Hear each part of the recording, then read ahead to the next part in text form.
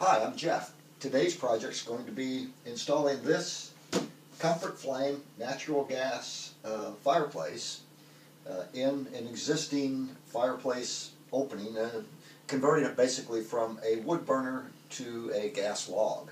At one point in time, as you can see, there's already a pipe into the hearth, and that pipe is questionable. So we'll start off first by replacing that pipe. The pipe goes through the masonry work of the fireplace, goes outside. There is a ball valve, a gas shutoff valve out there, and then that goes over to the meter. Over here is what we'll need for the project. We'll have new steel lintels that we'll be putting in here, because these, as you can see, are really bad and rusted, as you can see. We're also going to need, of course, the gas log. We've got the on-off valve safety and pilot light assembly. Here's the new black pipe and a possible elbow we may need to bring it through the masonry. And then on the inside, we'll have a kit that's a gas log and space heater connector kit. It's a flexible gas line. It's got a gas valve shutoff all built into it. And it's this particular one is black in color, so it'll hide nicely in the hearth of the fireplace. Let's not forget we're going to need some type of pipe thread or pipe thread compound to seal all this together when we put it in there. And then we'll finish up, if necessary, with a little bit of fireplace cement and mortar mix. And what this does in a tube, this acts as a silicone adhesive, and it's good up to 2,000 degrees Fahrenheit. So that's the tools we're going to start with. Of course, always read your owner's manual first, and familiarize yourself with the installation before you start.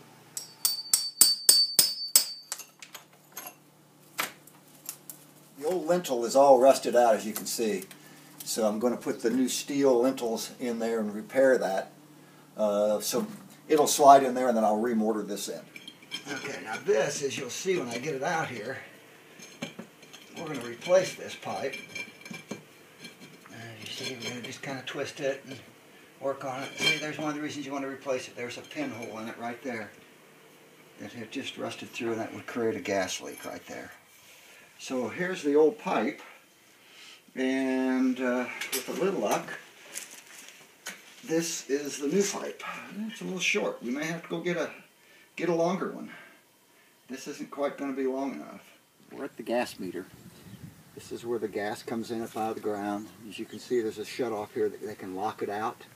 This is the pressure regulator that regulates the amount of pressure going into the meter. So the gas goes in here. This is where the gas uses record. It comes out here. Now this is the main shutoff for the whole house. And if you look closely, there's a shutoff down here. You can see it, and it's off. And this is the one that's going to feed the gas log. So as you can see, I put a new pipe through on this side. It's kind of a tricky place to work. Now what we're going to do, you always want to put in what's called a drip leg. So what we'll do is we'll put together just a short little coupler. So this is going to go in like this.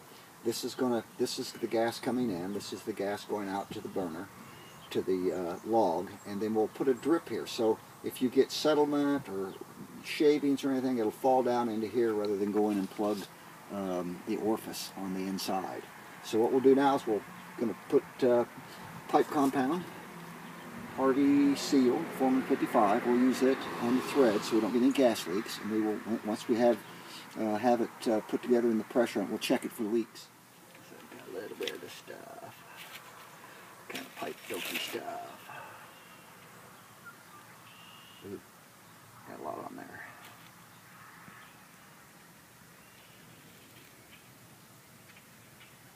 That's a lot. At any rate, we'll thread it on there anyway, get them tight.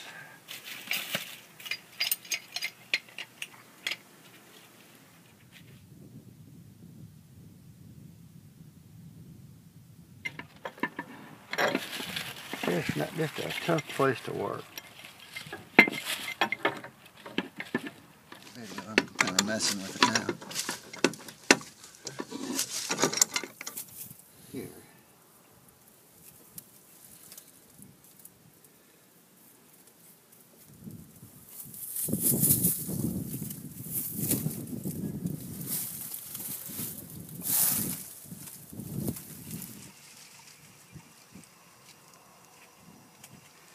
This is our clean out.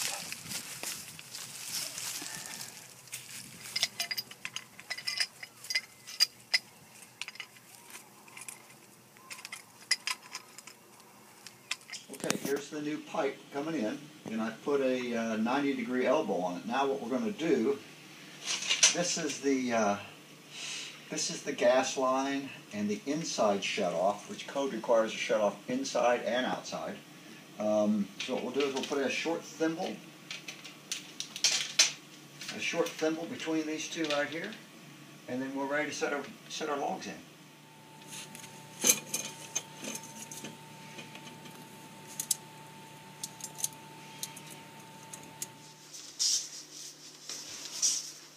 Here's our logs.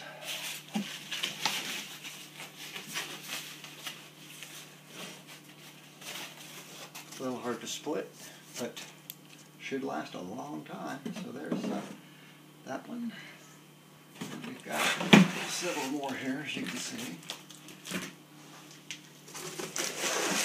And then, of course, fake ashes, vermiculite, more semi vermiculite.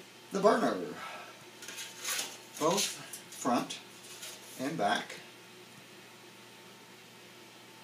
Keep damper fully open when in use. Absolutely. Okay, so far what we've got the gas line in.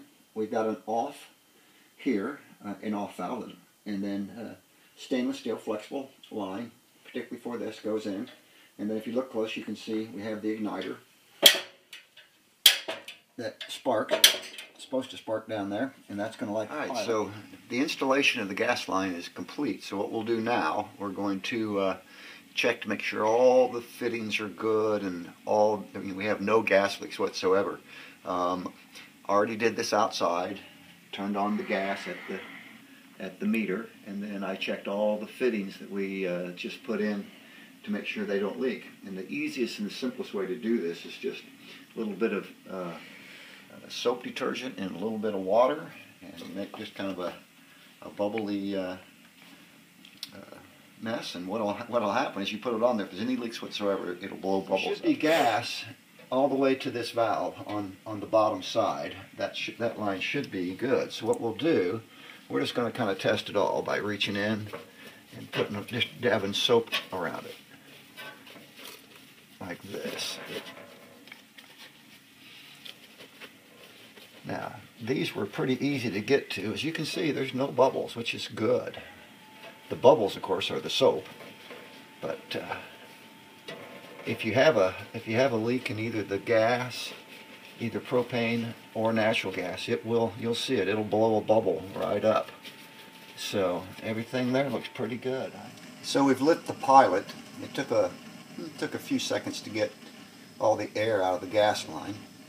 And as you can see, we've got a nice blue flame blowing against the thermocouple. The thermocouple, which is the top one there, it's going to sense the heat. You've got to hold the valve in to light it for a few seconds.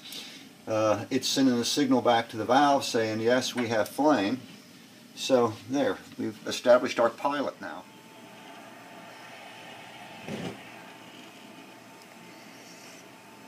So we're tempering the logs now, low fire, for 1 hour, and then we'll turn it up a little bit for another hour. It says over a period of 3 hours before we can bring the heat all the way up, but there it is, it's working. Follow your directions in the direction book. Secondly, if you have any concerns, any second thoughts, just call a professional and have them put the thing in. You don't have to do it yourself.